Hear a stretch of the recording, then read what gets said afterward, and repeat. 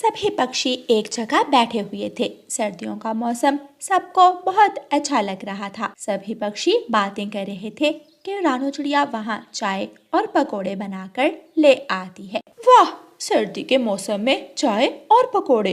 रानू, इसी वजह से तुम मुझे बहुत अच्छी लगती हो। अच्छा बस करो, ये लो पकोड़े खाओ। रानू चिड़िया सबको पकोड़े और चाय देती है। सब पक्षी मजे मजे से पकोड़े खाते हैं। साथ वाले जंगल में तो बर्फबारी शुरू हो गई है। हाँ, मैंने भी सुना है। और बहुत से पक्षी तफरीह के लिए दूसरे जंगल जा रहे हैं। कितनी सुंदर लगती होगी ना बर्फबारी। मुझे भी बर्फबारी देखने का बहुत शौक है। क्यों ना इस बार हम भी बर्फबारी देखने के लिए दूसरे जंगल चलें।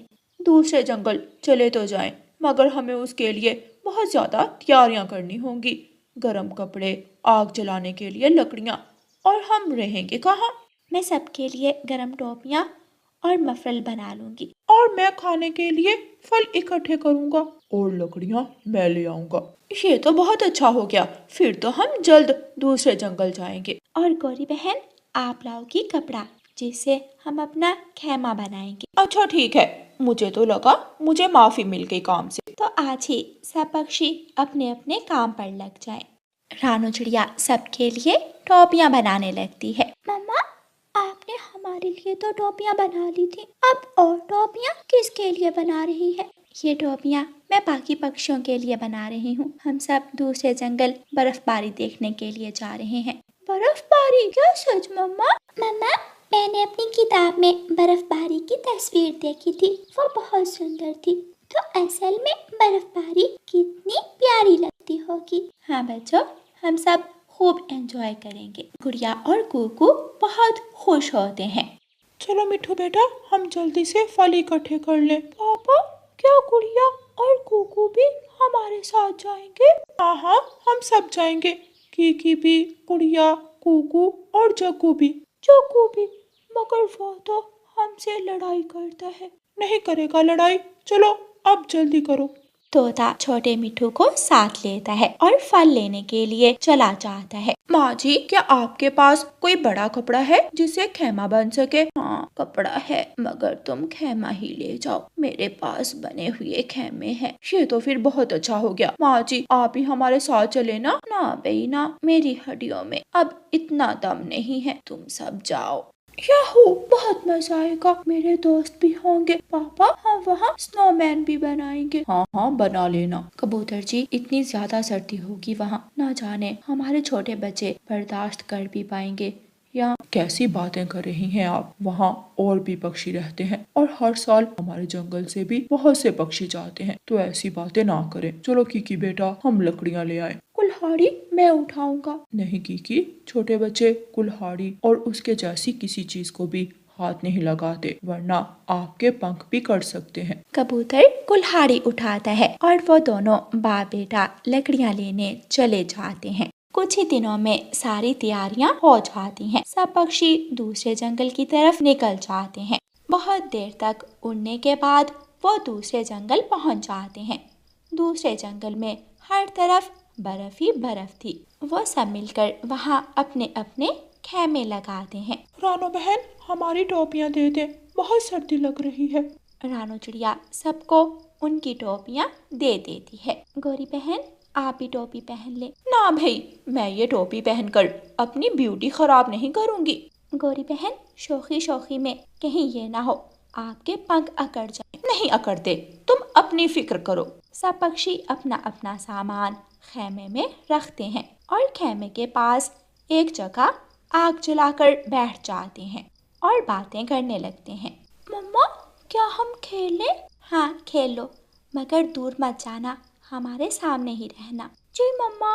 सब छोटे पक्षी थोड़ी दूर बर्फ के साथ खेलने लगते हैं। जग्गू बर्फ उठाकर मिठू के सर पर मारता है।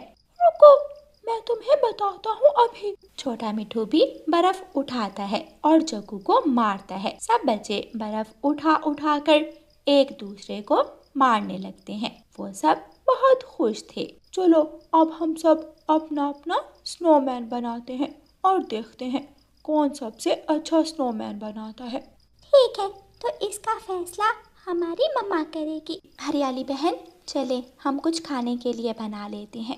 हम गर्मा गर्म सूप बना लेते हैं। फिर रानू चिड़िया और हरियाली तोती मिलकर सूप बनाती हैं।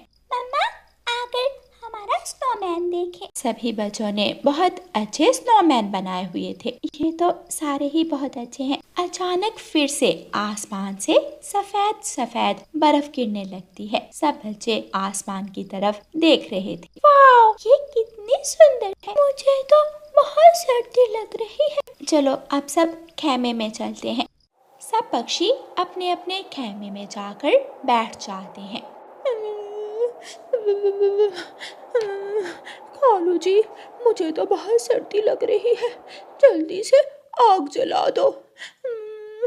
बहुत सर्दी है। सारा दिन इतनी सर्दी में घूम रही थी, इसलिए अब ये हालत है। कालू जी, मुझे ज्यादा बातें मत सुनाए, अब जाएं और रानू बहन से मुझे भी एक टोपी ला दे। जा रहा हूँ। कालू कौवा रानू चिड़िया के पास जाता है और रानू चिड़िया से टोपी ले आता है। अगले दिन सब पक्षी वापस जाने के लिए तैयार हो जाते हैं, मगर कालू और गौरी वहीं रुकने की जिद करते हैं। गौरी बहन, यहाँ अब सर्दी बढ़ती जा रही है और वैसे भी अब तो हमारे पास खाना भी खत्म हो गया है। अब आप यहाँ कैसे रहोगी? चलो वापस चलते हैं। मुझे अभी कुछ दिन और खेलना है बर्फ से। जग्गू बेटा, हम फिर आएंगे, अभी चलो घर चलते हैं। नहीं, मैं नहीं जाऊंगा। आप सब चले जाएं, हम एक दिन बाद आ जाएंगे। सब पक्षी वहाँ से चले जाते हैं। गौरी और कालू जग्गू को लेकर बर्फ के साथ खेलते हैं। कुछ देर बाद उन्हें भूख लग जाती है। मम्मा, कुछ खाने को दे, खाना तो खत्म हो गया है। कालू जी, चले खाना ढूंढ कर लाते हैं। फिर वो सब खाना ढूंढने लगते हैं। कुछ दूर एक चुड़ैल हंडिया बना रही थी। जग्गू उसे देखकर डर जाता है। मम्मा मम्मा, वो देखे चुड़ैल। मम्मा, जल्दी वापस चले, जल्दी चले। चुड़ैल कौवों को देख लेती है और उनकी तरफ भागती है। कौवे चुड़ैल को देखकर डर जाते हैं और तेजी से अपने जंगल की तरफ दौड़ लगाते हैं। बच गए, वरना वो चुड़ैल हमें खा जाती। चलो अच्छा हुआ जो हमें चुड़ैल दिख गई, वरना हम इतनी जल्दी जंगल वापस ना आ पाते। वो सब हंसने लगते हैं। प्यारे दोस्तों, इस कहानी को लाइक, अपने दोस्तों के साथ शेयर और चैनल को सब्सक्राइब करना बिल्कुल मत भूलना। आपका धन्यवाद। रानू चिड़िया की ऐसी कहानियाँ सुनने के लिए YouTube सर्च बार में रानू चिड़िया की कहानी लिखें या फिर ये बटन दबाकर बोलकर कहें रानू चिड़िया की कहानी। रानू चिड़िया ने एक अंडा दिया था। हरियाली तोती रानू चिड़िया को बधाई देने आती है। रानू बहन, बहुत बहुत बधाई हो। रानू चिड़िया आज बहुत खुश थी। हरियाली बहन, ये लें, मिठाई खाकर मुंह मीठा करें, अब मेरे घर में भी रौनक आ जाएगी। मैं तो ये सोच कर ही बहुत ज़्यादा खुश हो रही हूँ। हाँ रानू बहन, ये तो सच है, बच्चों से घर में बहुत रौनक हो जाती है। छोटा मिठू भी अब स्कूल जाने लगा है, ये तो बहुत अच्छी बात है। रानू चिड़िया और हरियाली तोती बातें कर रही थी कि तेज बारिश शुरू हो जाती है। लो, बारिश शुरू हो गई, अब मैं चलती हूँ, मिठू भी घर आ गया होगा। बारिश रुक लेने दे, फिर चली जाइएगा। नहीं, कोई बात नहीं, मैं चली जाऊंगी, पास ही तो घर है। हरियाली तेज बारिश में ही उड़ती हुई अपने घर की तरफ चली जाती है। मानो जी ना जाने कहाँ रह गए हैं, मुझे तो बहुत फिक्र हो रही है। इतनी तेज बारिश में अब घर कैसे जाऊं? रानू परेशान हो रही होगी। मानो चिड़ा अपना दाना उठाता है और तेज बारिश में ही उड़ना शुरू करता है। मानो चिड़ा अपने घर पहुंच जाता है। मानो जी, आप कहाँ रह गए थे? आज इतनी देर क्यों लगा दी? पहले तो तेज हवाएं चलने लगी थी और फिर बारिश शुरू हो गई। बहुत मुश्किल से भोजन ढूंढकर घर तक आया हूँ। रानू चिड़िया और मानो चिड़ा मिलकर भोजन खाते हैं। रानो, मैं अपने बच्चे के लिए ढेर सारे खिलौने लाऊंगा, हमारा बच्चा बहुत खुश होगा। मानो जी, पहले उसे आ तो लेने दे। रानू चिड़िया और मानो चिड़ा बातें करते करते सो जाते हैं। यूं ही कुछ दिन गुजर जाते हैं। एक दिन रानू चिड़िया का अंडा टूटता है और उसमें से एक सुंदर सा पक्षी चूं चूं करते हुए बाहर आता है। रानू चिड़िया और मानो चिड़ा बहुत खुश होते हैं। ये लो मीठा फल खाओ।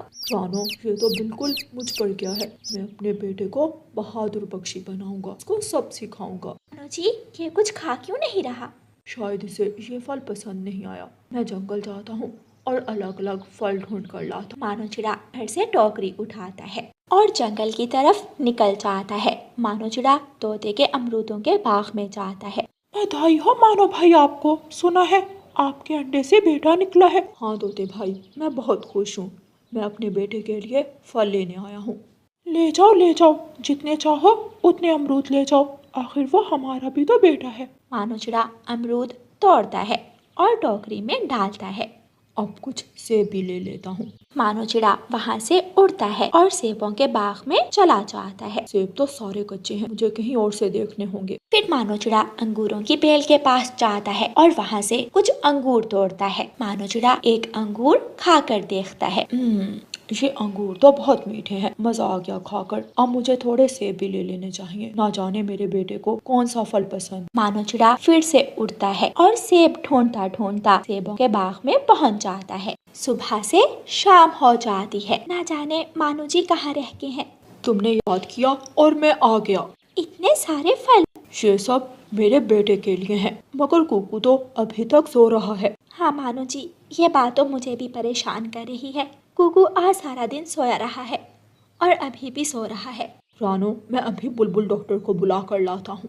मानो चिड़ा जल्दी से बुलबुल डॉक्टर के पास जाता है और उसे बुलाकर ले आता है। कोई बड़ा मसला नहीं है, बस कुकू थोड़ा कमजोर है, 1-2 दिन तक ये खुद ही आंखें खोल लेगा, आप परेशान ना हो। बुलबुल डॉक्टर वहाँ से चली जाती है। सुबह हो जाती है। रानो चिड़िया कुकू को फल देती है, मगर कुकू कुछ भी नहीं खाता। कुकू मेरे बेटे, क्या आपको ये सब अच्छा नहीं लगा? मुझे कुछ नहीं खाना, मुझे सोना है। कुकू बेटा, आप कुछ खा लो फिर सो जाना। रानो चिड़िया और मानो चिड़ा बहुत प्यार से अपने बेटे को फल खिलाते हैं। वो दोनों अपने बेटे का हर तरह से ख्याल रखते। यूं ही दिन गुजरते गए। कुकू अब बड़ा होने लगा था। कुकू अब स्कूल भी जाने लगा था। कुकू के पापा कुकू को लेकर बाजार जाते हैं। पापा, मुझे वो वाला बैग लेकर दे। भाई साहब, वो बैग दे दें।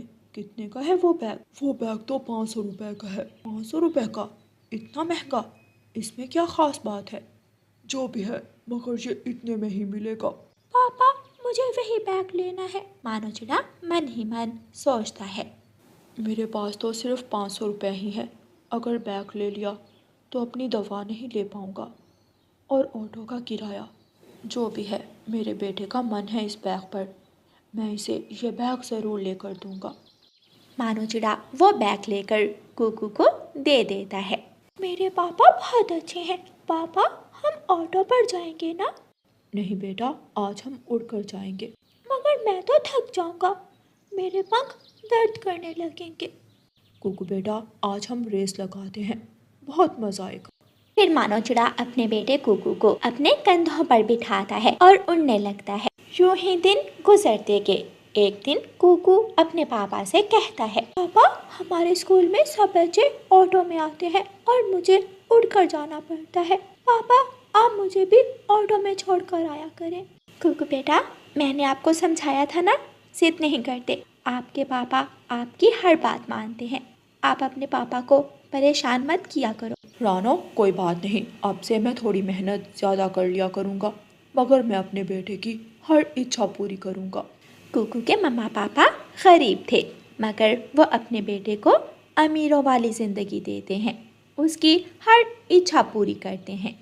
एक दिन मानो चिड़ा लकड़ियाँ लेने गया हुआ था। मानो चिड़ा पेड़ काटता है, मगर उसे पता ही नहीं चलता कि वो पेड़ मानो चिड़े की तरफ गिरता है। प्यारे दोस्तों, इस कहानी का अगला भाग देखने के लिए कल तक इंतज़ार करें और आपको ये वाला भाग कैसा लगा है हमें कमेंट करके ज़रूर बताएं। और प्यारे दोस्तों, इस कहानी को लाइक, अपने दोस्तों के साथ शेयर और चैनल को सब्सक्राइब करना बिल्कुल मत भूलना। आपका धन्यवाद।